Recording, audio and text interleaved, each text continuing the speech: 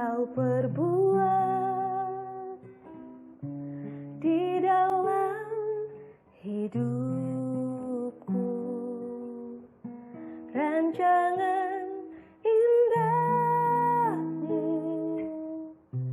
terjadi di hidupku. Bapa yang mengerti segala yang ku perlu, kasih-Mu sempurna nyata dalam hidupku. Ku bersyukur Bapa, ku bersyukur Tuhan, buat kasih setia-Mu di dalam hidupku. Ku bersyukur, oh, ku bersyukur Bapa, ku bersyukur Tuhan, buat kasih setia-Mu di dalam hidupku. Ku bersyukur Tuhan. Tak ada lembah kelam yang tak ku lewati tanpa hadir-Mu. Hatiku takkan gentar, sebab ku tahu tangan-Mu yang menopangku. Tak ada lembah kelam yang tak ku lewati tanpa hadir-Mu. Hatiku takkan gentar, sebab ku tahu tangan-Mu yang menopangku. Kaulah Yesus, Kaulah Tuhan, hanya Kau ku percaya. Kaulah Yesus, Kaulah Tuhan, harapan hidupku. Ku bersyukur Bapa, ku bersyukur Tuhan, buat kasih setia-Mu di dalam hidupku. Ku bersyukur Bapa, ku bersyukur Tuhan, buat kasih setia-Mu di dalam hidupku. Ku bersyukur, ku bersyukur Bapa, ku bersyukur Tuhan, buat kasih setia-Mu di dalam hidupku. Ku bersyukur, ku bersyukur, ku bersyukur Tuhan.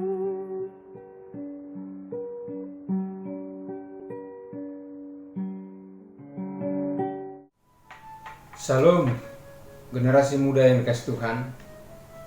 Kita akan dengarkan firman Tuhan pada hari ini. Tapi sebelum kita mendengarkan firman Tuhan, saya mengajak rekan-rekan muda yang dikasih Tuhan, sama-sama kita berdoa untuk menyambut kebenaran firman Tuhan. Mari kita berdoa. Tuhan Yesus, kami bersyukur kalau Tuhan masih memberikan kami kekuatan, masih memberikan kami kesehatan, dan segala potensi-potensi talenta yang Tuhan beri, kami harus mensyukuri itu. Sebab kami tidak akan bisa sampai di hari ini, dan sampai bagaimanapun kehidupan kami tidak akan pernah bisa terjadi karena kalau bukan Tuhan yang memberkati. Di kesempatan hari ini Tuhan, kami mau mempelajari firman Tuhan. Kami percaya firman-Mu selalu baru dalam hidup kami. Engkau selalu memberikan firman-firman Tuhan yang akan mengubahkan hidup kami. Karena itu Tuhan, sebagai anak-anak muda-Mu, kami membuka hati, pikiran, dan perasaan kami, menyambut firman Tuhan apa adanya. Kami melembutkan, tidak akan mengeraskan hati kami. Kami mau menerima firman-Mu. Berkatalah Engkau, bersabdalah dan berfirmanlah Engkau kepada kami.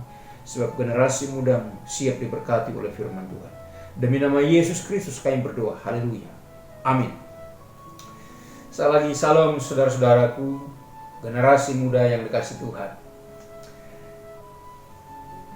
Kita percaya bahwa hidup ini selalu melewati masa-masa baik suka maupun duka. Ada hal yang menyenangkan, ada hal yang tidak menyenangkan.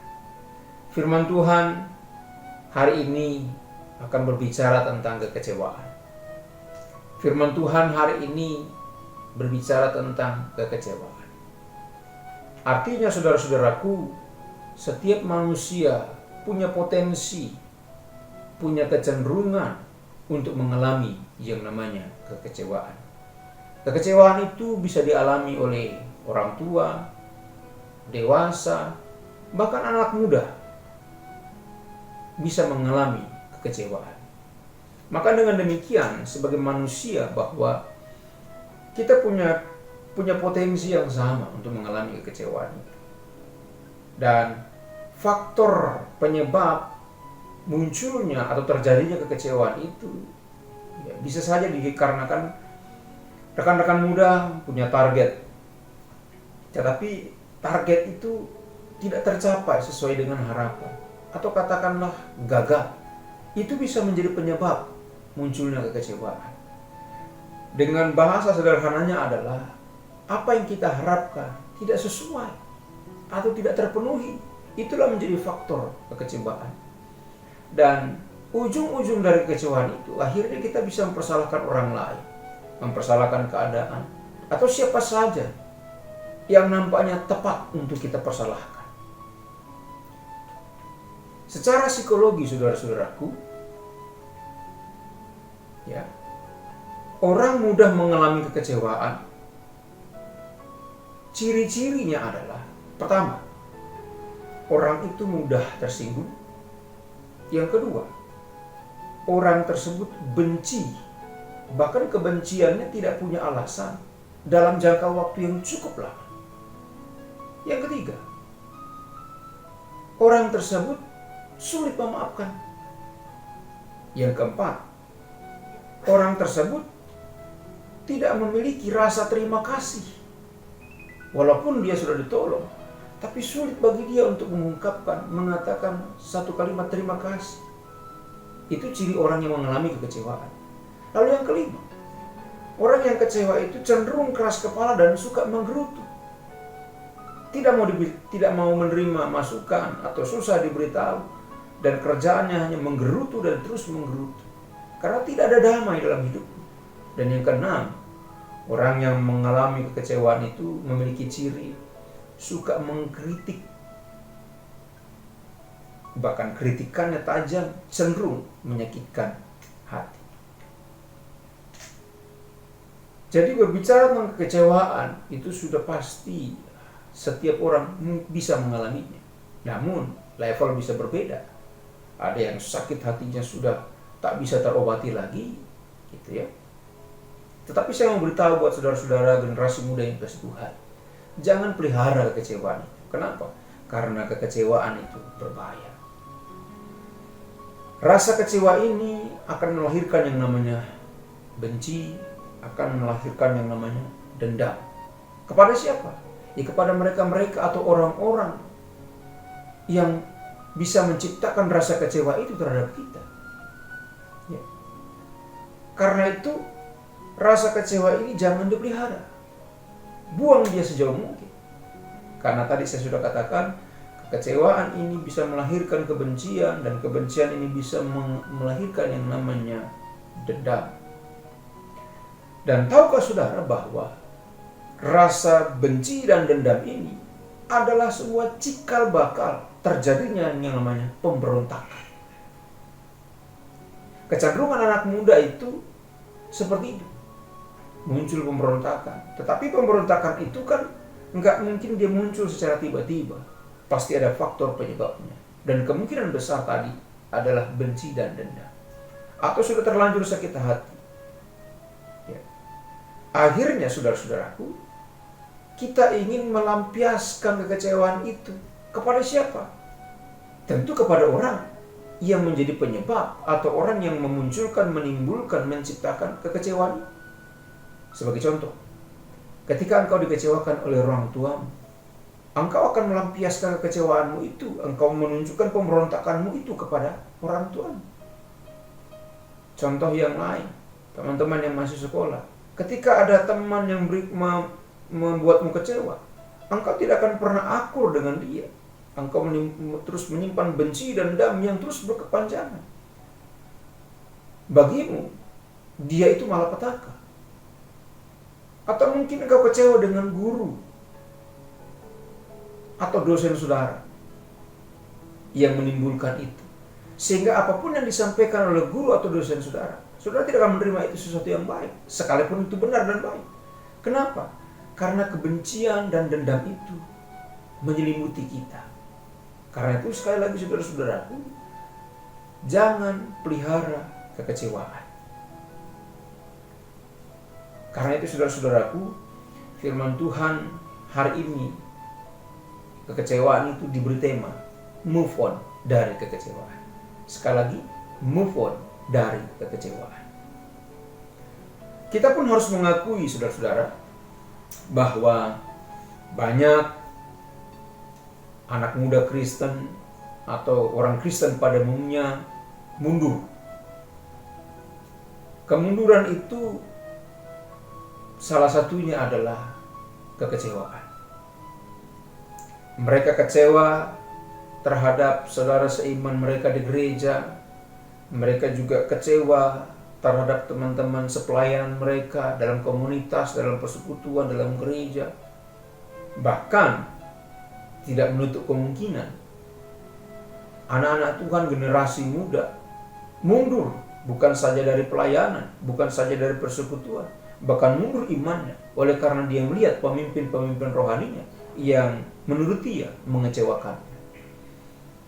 Ini harus kita akui bahwa begitu banyak faktor di luar sana yang bisa menimbulkan kekecewaan kepada kita sebagai generasi muda. Tapi sekali lagi saya ingatkan, jangan pelihara kekecewaan itu. Karena kekecewaan itu tidak akan pernah menguntungkan, tetapi justru akan merugikan. Berikut ini saya akan menyampaikan ada 3 prinsip yang kalau generasi muda mengikuti dan menerapkannya dalam hidup sehari-hari, niscaya akan menolong saudara untuk bisa move on dari yang namanya kekecewaan. 3 prinsip itu adalah yang pertama, hadapi kenyataan bahwa hal itu sudah terjadi. Yang kedua, kita harus mengakui perasaan kita bahwa kita kecewa. Yang ketiga, membawa rasa kecewa itu kepada Allah. 3 prinsip ini yang akan saya jelaskan. Kiranya 3 prinsip ini akan menolong saudara untuk bisa move on dari kekecewaan. Yang pertama, hadapi kenyataan bahwa hal itu benar-benar terjadi. Artinya apa? Kita harus mau mengakui bahwa apa yang saya dan saudara alami adalah satu kekecewaan. Dan kita harus menghadapi itu. Ya. Mari kita lihat sebuah contoh. Dalam kitab Ayub pasal yang kedua, ayat yang ke-10. Ayub pasal yang kedua, ayat yang ke-10. Di sana dikatakan, tetapi jawab Ayub kepadanya, engkau berbicara seperti perempuan gila. Apakah kita mau menerima yang baik dari Allah, tetapi tidak mau menerima yang buruk? dalam kesemuanya itu Ayub tidak berbuat dosa dengan bibir. Perhatikan saudara-saudaraku, ini adalah sebuah reaksi dari seorang Ayub yang saat itu keadaannya tidak baik. Sebagaimana catatan Alkitab, Ayub pasal 1 menjelaskan bahwa Allah menyatakan bahwa Ayub itu orangnya saleh, jujur, takut akan Tuhan. Dan bukan itu saja, Ayub itu orang kaya. Kekayaan itulah yang dia nikmati. Dan itu menjadi salah paham iblis, bahwa iblis menduga bahwa Ayub menjadi bahagia karena Allah selalu menolong hidupnya. Ayub sepertinya jauh dari persoalan. Ayub sepertinya tidak akan pernah mengalami kekecewaan karena setiap apa yang dia minta selalu diberi. Dan terbukti dia menjadi salah satu atau bahkan orang terkaya di daerahnya. Tapi ketika malapetaka, keadaan tidak menguntungkan, keadaan tidak terjadi sesuatu yang tidak diharapkan, iblis mendapatkan izin dari Tuhan untuk mencobai Ayub. Singkat cerita bahwa kekayaan daripada Ayub habis. Anak-anaknya pun mati dengan cara-cara yang tragis. Tentu sebagai pribadi yang selama ini menikmati kehidupan baik, secara tiba-tiba mengalami keadaan yang sangat jatuh dan drastis, pasti ada potensi kekecewaan dalam diri. Tetapi kita perhatikan sebuah tanggapan Ayub kepada istrinya. Dia berkata, tetapi jawab Ayub kepadanya. Ya, ini kalimat Ayub untuk menanggapi, meresponi ide atau usulan daripada istrinya. Engkau berbicara seperti perempuan gila. Ini suatu pernyataan tegas dari seorang Ayub. Ayub tidak sependapat dengan apa yang dipikirkan oleh istrinya. Memang kekecewaan persoalan itu terjadi dalam hidup mereka. Tapi Ayub tetap menegaskan dengan melanjutkan kalimatnya. Apakah kita mau menerima yang baik dari Allah tetapi tidak mau menerima yang buruk? Ini sebuah reaksi atau sikap hidup anak Tuhan, bahwa Ayub tidak pernah berburuk sangka tentang kenyataan yang terjadi dalam hidupnya, tetapi dia menghadapi ini sebuah realita yang harus dia terima. Namun di balik semua itu, saudara-saudaraku, Ayub meyakini bahwa Tuhan tidak pernah meninggalkannya. Dan Ayub sangat yakin kepada Tuhan yang menciptakan, kepada Tuhan yang selama ini menolongnya. Maka Ayub juga percaya suatu saat Tuhan akan mengembalikan semua yang diambil daripadanya. Karena itu dalam statement ini dikatakan, dalam kesemuanya itu Ayub tidak berbuat dosa dengan bibirnya. Ayub tidak memperkatakan hal-hal yang negatif tentang kenyataan atau persoalan yang dihadapi. Sebagai manusia pasti dia kecewa, tetapi dia melawan kekecewaan itu sambil mengatakan, Tuhan yang memberi, Tuhan yang mengambil, terpujilah nama Tuhan. Ada sebuah sikap yang positif untuk menanggapi kehidupan ini. Meski kenyataan tidak sebaik yang kita harapkan, tetapi mari kita berpikir positif bahwa Allah senantiasa menyertai. Dan kita harus menghadapi kenyataan bahwa sesuatu yang terjadi itu memang sudah benar-benar terjadi. Ya.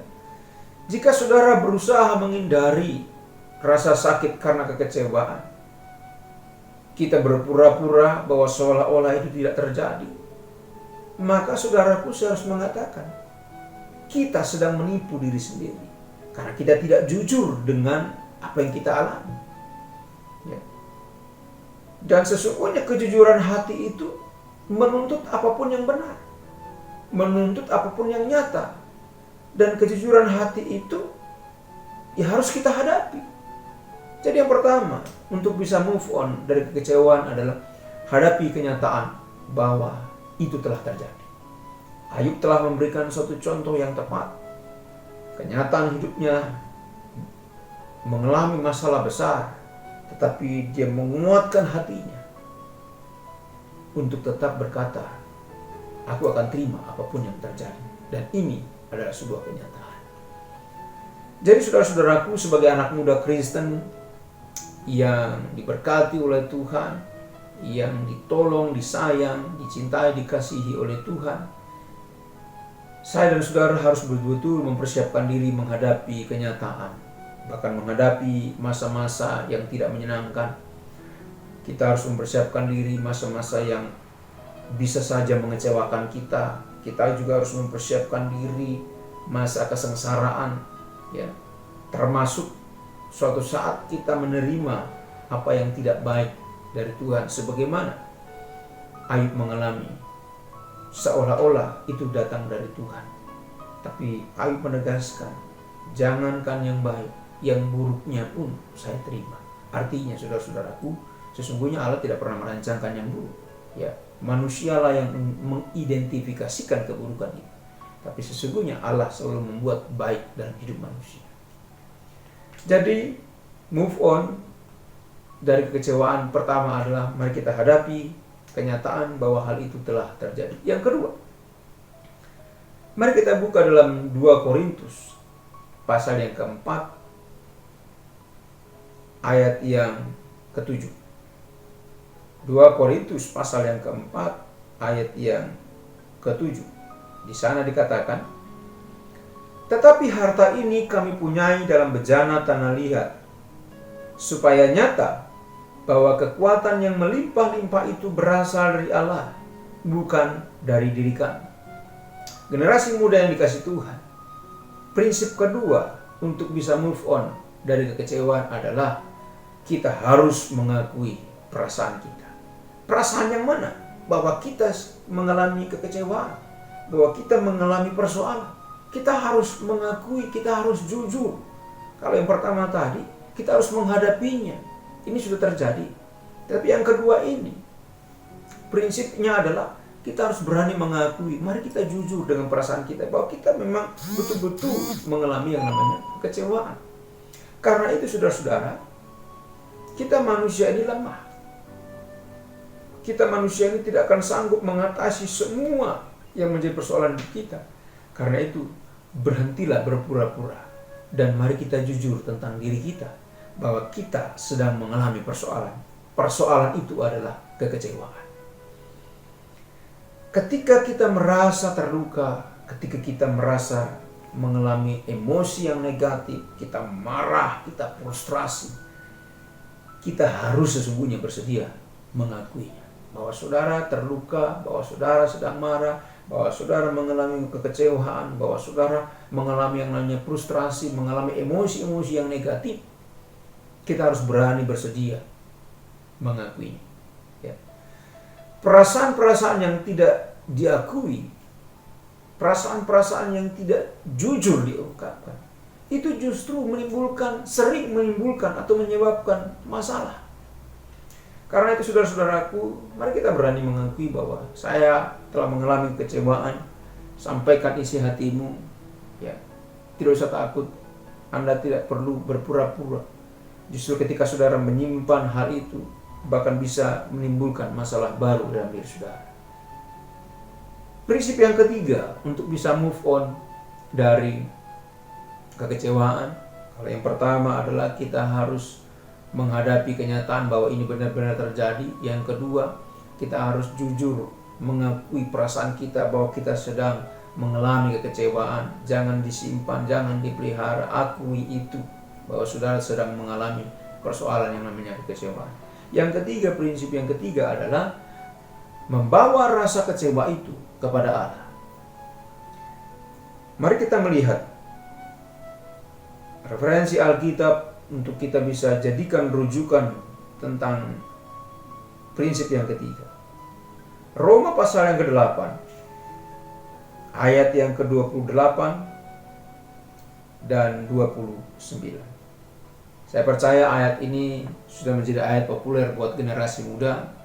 Ayat ini sering diangkat untuk memberikan penghiburan kekuatan kepada kita. Roma pasal 8 ayat 28 dan 29. Saya akan bacakan buat saudara-saudara ya.